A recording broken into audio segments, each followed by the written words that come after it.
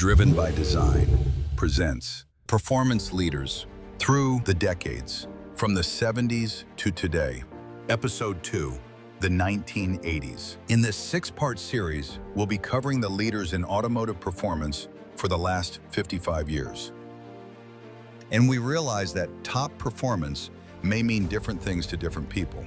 So we'll be covering 3 unique areas of performance: 0 to 60 times, quarter-mile times, and of course, top speed.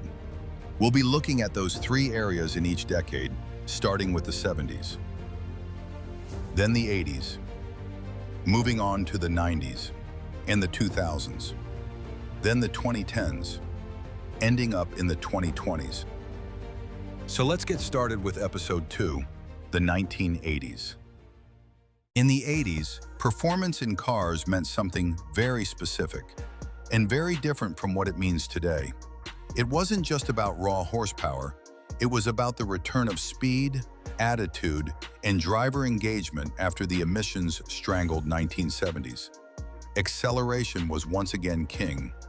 A car that could hit 0 to 60 in under 7 seconds was considered genuinely quick, and anything in the 4 to 5 second range was exotic car territory. Turbocharging became the new performance trick. Turbos were everywhere, with examples like the Buick GNX, the Porsche 944 Turbo, and the Saab 900 Turbo, because they delivered big power without big engines. Handling finally mattered. Cars like the BMW E30 M3 and VW GTI proved that agility, balance, and chassis tuning were just as important as straight-line speed. Technology started shaping performance. Fuel injection, computer-controlled ignition, and early all-wheel drive systems, like on the Audi Quattro and Porsche 959, redefined what was possible. Everyday performance became a thing.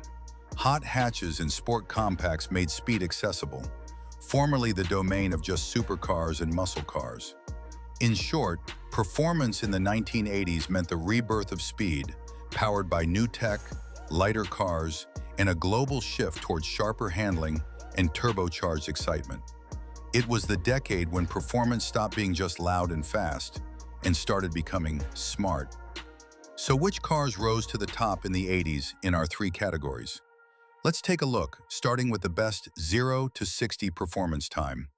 And the winner is the 1987 Porsche 959S, with a 0 to 60 time of just 3.6 seconds. The 1987 Porsche 959S was the most extreme and elusive evolution of Porsche's groundbreaking 959, built in only 29 units and engineered for drivers who wanted maximum performance over comfort. With larger turbochargers pushing output to about 508 horsepower and a top speed rated around 211 miles per hour, it was one of the fastest road-legal cars on the planet in 1987. Porsche stripped out weight-adding features, air conditioning, power windows, even the passenger mirror, to sharpen the car's focus, while the advanced PSK all-wheel drive system delivered remarkable traction and stability. The result was a raw, highly specialized supercar that showcased just how far Porsche could push 1980s technology. Next, let's give props to the car that owns the trophy for the fastest quarter-mile time achieved in the 80s. Technology played a role in this category as well. And although you may think higher horsepower cars would place first in the quarter mile, it was a blend of raw horsepower and drivetrain engineering that catapulted the winner of this category to the top. And the winner is the 1987 Ferrari F40, with a quarter-mile time of just 11.7 seconds. The 87 Ferrari F40 became an instant icon because it embodied everything raw, uncompromising, and exhilarating about Ferrari at its peak. Built to celebrate the company's 40th anniversary and personally approved by Enzo Ferrari, it combined a lightweight composite body with a twin turbocharged V8 capable of pushing the car to just over 200 miles per hour, along with blinding acceleration and quarter-mile times.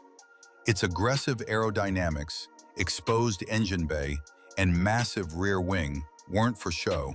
They were engineered for pure performance.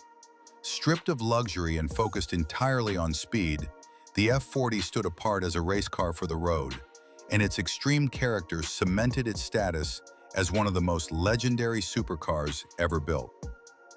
Moving on, it's time for our final category of the 1980s, top speed.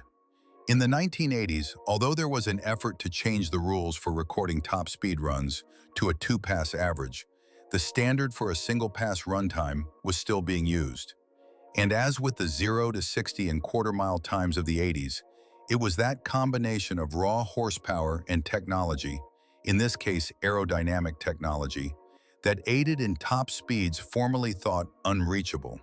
So without further ado, the winner in the 1980s top speed category is the 1987 Porsche 959S, with an independently verified top speed of 211 miles per hour.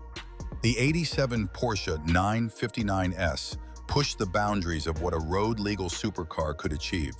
And just like its domination of 0 to 60 times, its top speed was a major part of its legend.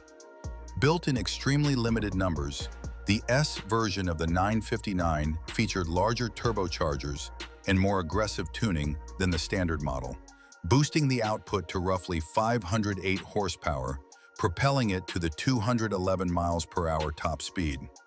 This placed it among the fastest production cars in the world, showcasing Porsche's mastery of turbocharging and advanced all-wheel drive engineering, and allowing the ultra-rare 959S to stand among the fastest production cars in the world in 1987. Visit the Driven by Design channel for the next episode in this series and other automotive news and reviews.